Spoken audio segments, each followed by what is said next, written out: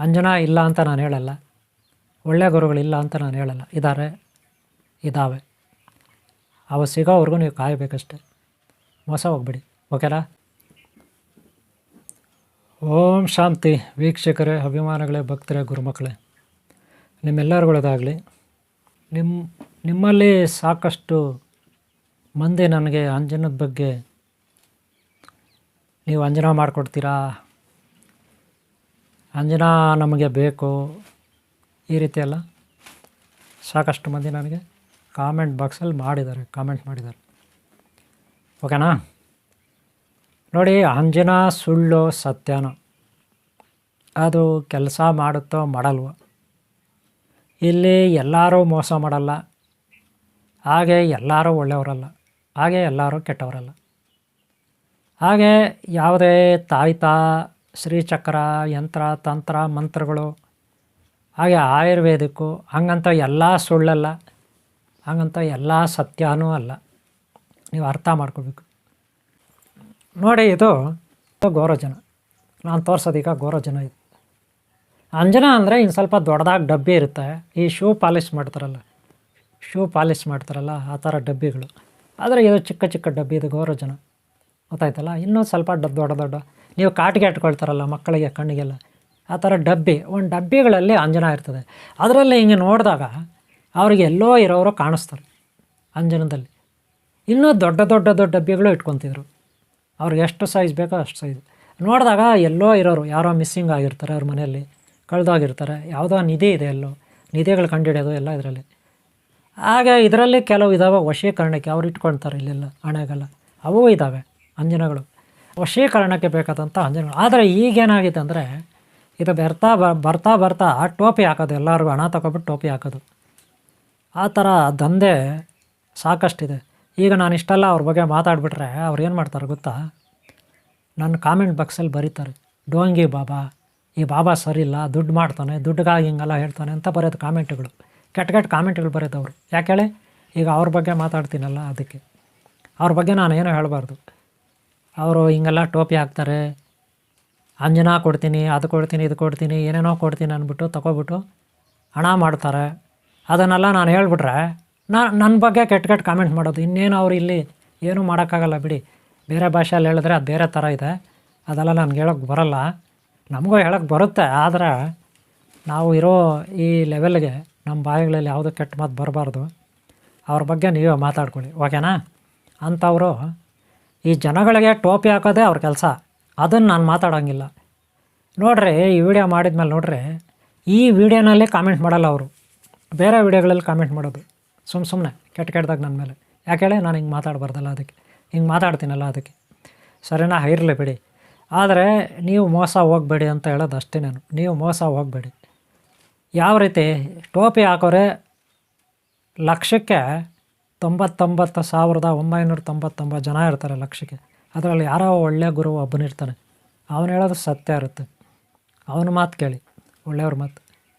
ಅದೇ ಟೋಪಿ ಹಾಕೋರು ತುಂಬ ಜನ. ಅದಕ್ಕೆ ನಾನೊಂದು ಉದಾಹರಣೆ ಕೊಡ್ತೀನಿ ನಿಮಗೆ, ಟೋಪಿ ಹಾಕೋರು ಅಂಜನದ ಬಗ್ಗೆ ಒಂದೇ ಒಂದು ಉದಾಹರಣೆ. ನಾನು ಬೆಂಗಳೂರಲ್ಲಿ ಸಿಂಗಾಯನಪಾಳ್ಯದಲ್ಲಿ ವಾಸ ಮಾಡ್ತಿದ್ದೆ.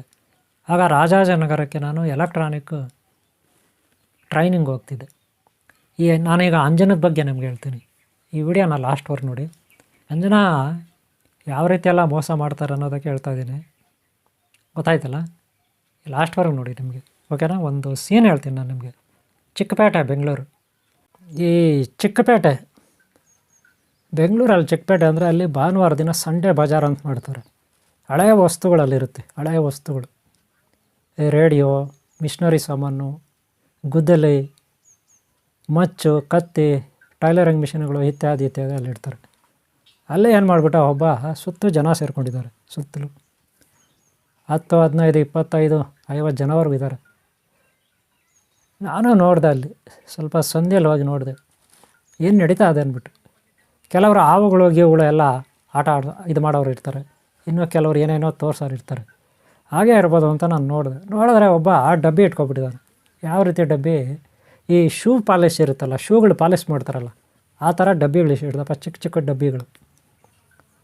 ಅದರಲ್ಲಿ ಒಂದು ಸ್ವಲ್ಪ ದೊಡ್ಡ ಡಬ್ಬಿನಲ್ಲಿ ತೋರಿಸ್ತಿದ್ದಾನೆ. ನೋಡ್ರಿ ಅಂಜನಾ, ನೀವು ಯಾರನ್ನ ನೋಡಬೇಕಾದ್ರೂ ನೀವು ಸತ್ತವರು ನಿಮ್ಮ ಪೂರ್ವಿಕರು ಇರ್ತಾರಲ್ಲ, ಸತ್ತೋಗ್ಬಿಟ್ಟಿದ್ರೆ ಅವ್ರನ್ನ ನೋಡಬೇಕಾದ್ರು, ಅಥವಾ ಇನ್ಯಾರೋ ನಿಮ್ಮ ದೂರದಲ್ಲಿ ಯಾರೋ ನಿಮ್ಮ ಮನೆಯಲ್ಲಿ ಕಳೆದೋಗ್ಬಿಟ್ಟಿರ್ತಾರಲ್ಲ, ಮಿಸ್ಸಿಂಗು ನಿಮ್ಮ ಮನೆಯಿಂದ ತಪ್ಪಿಸ್ಕೊಂಡಿರ್ತಾರಲ್ಲ, ಎಲ್ಲ ಹೊರಟೋಗಿರ್ತಾರಲ್ಲ, ಅವ್ರು ಹೋಗಿ 1 ವರ್ಷ 2 ವರ್ಷ 3 ವರ್ಷ ಆಗ್ಬಿಟ್ಟಿರ್ತದಲ್ಲ, ಅವ್ರು ಎಲ್ಲಿದ್ದಾರೆ ಅಂತ ಕಂಡುಹಿಡಬೇಕಲ್ಲ.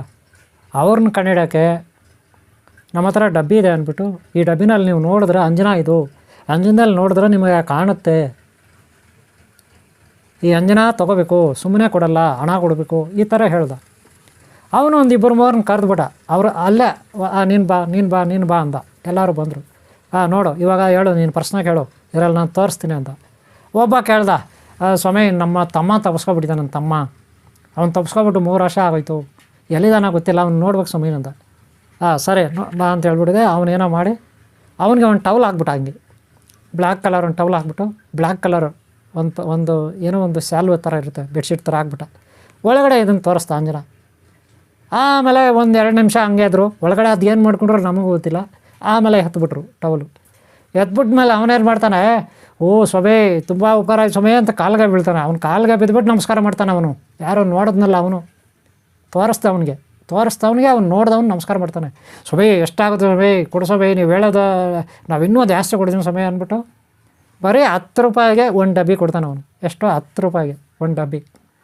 ಇವನು ಕೊಟ್ಟೆ ಬಿಟ್ಟ ಒಂದು 20-30 ರೂಪಾಯಿ ಎಕ್ಸ್ಟ್ರಾ ತಗೊಬಿಟ್ಟ. ಸ್ವಾಮಿ ನಮ್ಮ ತಮ್ಮನ ತೋರಿಸ್ಬಿಟ್ರಲ್ಲ, ನೀವು ಎಲ್ಲೋ ಇದ್ದಾನಲ್ಲ ಸ್ವಾಮಿ, ನಮ್ಮ ತಮ್ಮನ್ನು ತೋರಿಸ್ಬಿಟ್ರಲ್ಲ, ಸ್ವಾಮಿ ನಾನು ಹೋಗಿ ಅವ್ನು ಹುಡ್ಕೊಂಬರ್ತೀನಿ ಅಂದ ಒಬ್ಬ.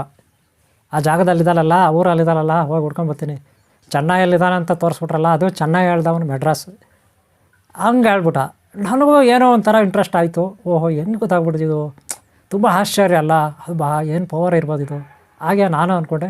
ಇನ್ನು ಜನ ಹೇಳ್ಬೇಕು, ಅಲ್ಲಿ ನೋಡ್ತಾ ಇರೋರು ಅವರು ಕೂಡ ಅಷ್ಟೇ ಪಾಪ, ಎಲ್ಲ ವಿಸ್ಮಯ, ಏನೋ ಒಂದು ಕಾಣಿಸ್ಬಿಡ್ದಲ್ಲ ಅಂಜನದಲ್ಲಿ ಅಂದ್ಬಿಟ್ಟು. ಇದು ಒಂದು ಕಥೆ ಆಯಿತು ಒಬ್ಬಂದು. ಅವನು ಪಾಡ್ಗೆ ಅವ್ರು ಹೋದ. ಇನ್ನೊಬ್ಬ ಬಂದ, ಅವನು ನೋಡ್ದ, ಅವನು ಏನೋ ಒಂದು ಕಥೆ ಹೇಳ್ದ. ಅವನು ಏನೋ ಒಂದು ಹೇಳ್ದ, ನಮ್ದೇನೋ ದನ ಕಳೆದೋಗ್ಬಿಟ್ಟಿದೆ. ದನ ಅಂದ್ರೇನು, ಹಸ ಕಳೆದೋಗ್ಬಿಟ್ಟಿದೆ ಸ್ವಲ್ಪ, ಎಲ್ಲಿದೆ ಗೊತ್ತಿಲ್ಲ, ನೋಡ್ಬೇಕು ಸ್ವಲ್ಪ ಅಂದ. ಸರಿ ಅವ್ರಿಗೊಂದು ಬೆಡ್ಶೀಟ್ ಹಾಕ್ದ, ತೋರಿಸ್ತಾ ಒಂದು ಅಂಜನ. ಆಮೇಲೆ 1-2 ನಿಮಿಷ ನೋಡಿದ್ರು. ಆಮೇಲೆ ಎತ್ತರು. ಆಮೇಲೆ ಅವ್ರು ಹೇಳಿದೆ, ಸ್ವಾಮಿ ಹಸು ಇದ್ದ ಕಡೆ ಇದೆಲ್ಲ ಸ್ವಾಮಿ, ಎಲ್ಲ ಕೋಲಾರ ಜಿಲ್ಲೆಯಲ್ಲಿದೆ, ಸ್ವಾಮಿ ಹೋಗಿ ಹಿಡ್ಕೊಂಡು ಬರ್ತೀನಿ ಸ್ವಾಮಿ ಅಂದ ಅವನು. ಇಬ್ಬರು ಆಯಿತು. ಆಮೇಲೆ ಇನ್ನೊಬ್ಬ ಬಂದ. ಆಮೇಲೆ ಅವನು ಹೇಳ್ದ, ನಾನು ಹೆಂಡ್ತಿ ಮನೆ ಬಿಟ್ಟು ಹೋಗ್ಬಿಟ್ಟಿದ್ದಾಳೆ ಸ್ವಾಮಿ, ಎಲ್ಲಿದ್ದಾಳೆ ಗೊತ್ತಿಲ್ಲ. ಅವನಿಗೆ ಒಂದು ಹಾಕ್ದ ಬೆಡ್ಶೀಟು. ಅವಳು ನೋಡ್ದ. ಅವನು 2 ನಿಮಿಷ. ಆಮೇಲೆ ಆಗ ಸ್ವಾಮಿ ನಾನು ಹೆಂಡ್ತಿ ಎಲ್ಲ ಬಾಂಬೆಯಲ್ಲಿದ್ದಾಳೆ ಸ್ವಾಮಿ, ಪೊಲೀಸರಿಗೆ ಹೇಳಿ ಎಲ್ಲೋ ಒಂದು ಮಾಡಿ ಕರ್ಕೊಂಡು ಬರ್ತೀರಿ ಅಂದ. ಅವರು ಖುಷಿ. ನಮಗೆ ಏನೋ ಒಂದು ವಿಸ್ಮಯ ಅಲ್ಲಿ ನೋಡ್ತಾ ಇದ್ದಾರೆ. ಎಷ್ಟು ಚೆನ್ನಾಗಿದೆ ಕಾಣ್ತಾ ಇದೆ, ಹೆಂಗೆ ಕಾಣುತ್ತಿದ್ದು, ಒಳ್ಳೆ ಸಿನಿಮಾ ಥರ ಕಾಣುತ್ತೆ ಅಂತ. ಈ ಘಟನೆ ಯಾವಾಗಪ್ಪ ನಡೆದದಂದರೆ, ಅದು ಹೇಳ್ಬಿಡ್ತೀವಿ ಕೇಳಿ. 1990ರಲ್ಲಿ ನಡೆದಂಥ ಘಟನೆ ಇದು. ಆದರೆ ಇದಕ್ಕೆ ಮುಂಚೆ ಇದೇ ಥರ ಒಂದು ಘಟನೆ ನಡೆದಿತ್ತು. ಅವಾಗ ನಾನು ಕಾಲೇಜು ಸ್ಟೂಡೆಂಟು. ಅವಾಗ ಎಷ್ಟನೇ ಇಸ್ವಿ ಅಂದರೆ 1986 7ನೇ ಇಸ್ವಿಲಿ ಫಸ್ಟ್ PUC ನಾನು ಕೋಲಾರನಲ್ಲಿ. ಇದೇ ರೀತಿ ಇವಾಗ ರಂಗಮಂದಿರ ಅಂತ ಇದೆ, ಟಿ ಚೆನ್ನಯ್ಯ ರಂಗಮಂದಿರ ಅಂತ ಇರುತ್ತೆ, ಅದ್ರ ಮುಂದುಗಡೆ ಹೋಗ್ಬಿಟ್ಟಿದೆ ಅವ್ನ ಗೇಟ್ ಹತ್ರ. ಅವತ್ತು ವಿಸ್ಮಯ ನನಗೆ, ಏನು ವಿಸ್ಮಯ ಅಂದ್ಬಿಟ್ಟು. ಚಿಕ್ಕಪೇಟೆನಲ್ಲಿ ಅಷ್ಟೊಂದು ತೋರಿಸಿಲ್ಲ ಅವನು, ಅಲ್ಲಂತೂ ಭಾಳ ಭಯಾನಕವಾಗಿ ತೋರಿಸ್ದ ಕೋಲಾರದಲ್ಲಿ. ಅದರಲ್ಲೂ ನಾನು ಚಿಕ್ಕ ಹುಡುಗ, ಏನೋ ಕಾಲೇಜು ಹುಡುಗ. ಅವತ್ತು ಭಾಳ ವಿಸ್ಮಯ ಆಯಿತು. ಅಷ್ಟೇ ಅಲ್ಲ, ಅವತ್ತು ಇನ್ನೂ ಒಂದು ಟ್ರಿಕ್ಸ್ ನಡೀತಲ್ಲಿ. ಏನಪ್ಪ ಅಂದ್ರೆ, ಅವ್ರ ಜೋಬಲ್ಲಿರೋ ದುಡ್ಡಲ್ಲಿ ನಂಬರ್ ಎಷ್ಟು ದುಡ್ಡಿದೆ ಅದು ಕೂಡ ಹೇಳ್ಬಿಟ್ರು. ಅವನೇ ನೋಡ್ಬಿಟ್ಟು ಅವ್ರ ಹುಡುಗನ್ನೇ ಒಬ್ಬನ ಕೂರಿಸ್ಬಿಟ್ಟು ಯಾರೋ ಒಬ್ಬನ ಕರೆದ, ಕೂತ್ಕೊ ಅಂದ, ಚೇರ್ ಮೇಲೆ ಕೂತ್ಕೊಬಿಟ್ಟು ಅವನ ಮೇಲೆ ಬಟ್ಟೆ ಹಾಕ್ದ. ಅದು ನೋಡ್ದ. ಅದ್ರಲ್ಲಿ ನೋಡ್ಬಿಟ್ಟು ಅವನು ಯಾರೋ ಒಬ್ಬನ ಕಳ್ದ, ನೋಡು ಅವನ ಜಾಬಲ್ಲಿ ಇಷ್ಟು ದುಡ್ಡಿದೆ, ಇವನ ಜಾಬಲ್ಲಿ ಇಷ್ಟು ದುಡ್ಡಿದೆ, ಆ ನಂಬರ್ ಎಷ್ಟು ಅಂತ ಕೂಡ ಹೇಳ್ಬಿಟ್ಟು ಅವನು. ಭಾಳ ಆಶ್ಚರ್ಯ. ಅವರು ಹೌದಲ್ಲ ಅಂತ ತೆಗೆದು ತೋರಿಸಿದ್ರು. ಈ ರೀತಿ ಆಯಿತು. ತುಂಬ ಆಶ್ಚರ್ಯ ಪಡ್ಕೊಳ್ಬೇಕಾಯ್ತು ನಾವೆಲ್ಲ. ಅದೇ ಅವತ್ತು ಕೋಲಾರದಲ್ಲಿ ಏನು ನಡೀತೋ ಆ ಒಂದು ಆಸಕ್ತಿ ಇತ್ತು ನನಗೆ. ಅದೇ ಚಿಕ್ಕಪೇಟೆನಲ್ಲಿ ನಾನು ಹಣ ಕೊಟ್ಟು ತಗೊಂಡೆ 10 ರೂಪಾಯಿ. ಅವ್ರು ಹೇಳಿದ್ರು, ನೋಡ್ರಿ ನಿನ್ನ ಹೆಸರೇನೆಲ್ಲ ಕೇಳಿದ್ರು. ಆ ಹೆಸರು ಇವತ್ತು ನೀವು ಚೆಕ್ ಮಾಡಬಾರ್ದು, ನಿಮ್ಮ ಹೆಸರಿಗೆ ಇದು ಇವತ್ತು ಆಗೋದಿಲ್ಲ, ನಿಮ್ಮ ಹೆಸರು ಬಲ್ಲಕ್ಕೆ ಇಂಥ ವಾರ ಚೆಕ್ ಮಾಡಬೇಕು, ನಾನು ಇಲ್ಲೇ ಇರ್ತೀನಿ, ಮುಂದಿನ ವಾರ ಬನ್ನಿ, ಇದೇನೋ ಕೆಲಸ ಮಾಡಿಲ್ಲ ಅಂದರೆ ನಿಮ್ಮ ದುಡ್ಡು 10 ರೂಪಾಯಿ ಇಲ್ಲ 100 ರೂಪಾಯಿ ವಾಪಸ್ ಕೊಡ್ತೀನಿ ಅಂತ ಕೂಡ ಹೇಳ್ದ ಅವನು.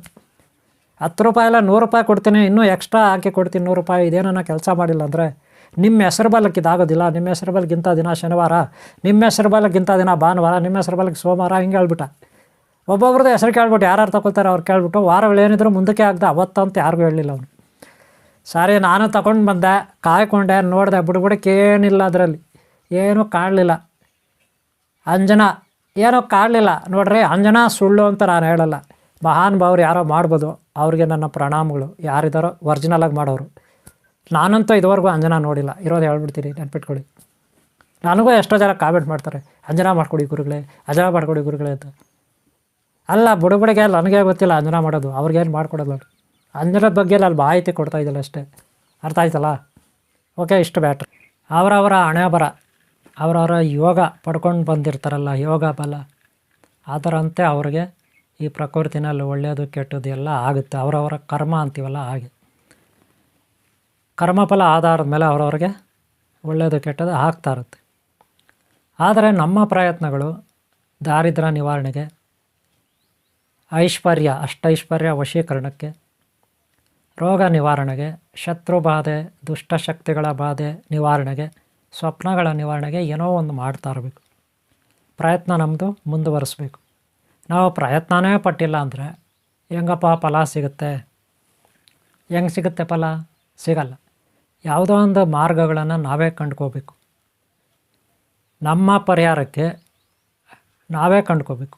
ನಮ್ಮ ಕಷ್ಟಗಳ ಬಾಧೆಯಿಂದ ಮುಕ್ತರಾಗಲಿಕ್ಕೆ ನಾವೇ ಪ್ರಯತ್ನ ಪಡಬೇಕು, ಮಾರ್ಗಗಳನ್ನು ಕಂಡ್ಕೋಬೇಕು. ಹಾಗೆ ಅನಾದಿ ಕಾಲದಲ್ಲಿ ಋಷಿಮುನಿಗಳು, ತಪಸ್ವಿಗಳು, ಗುರುಗಳು ಪರಿತಪಿಸ್ತಾ ಇದ್ದರು ಈ ಕಷ್ಟಗಳಿಂದ ಹೇಗೆ ಮುಕ್ತರಾಗೋದು ಅಂತ. ಆಗ ಜಗನ್ಮಾತೆ ಪಾರ್ವತಿ ಪರಮೇಶ್ವರನಲ್ಲಿ ಪ್ರಾರ್ಥನೆ ಇಟ್ಲು, ಒಳ್ಳೆಯವರಿಗೆ ಒಳ್ಳೆಯದಾಗಬೇಕು ಯಾವಾಗಲೂ.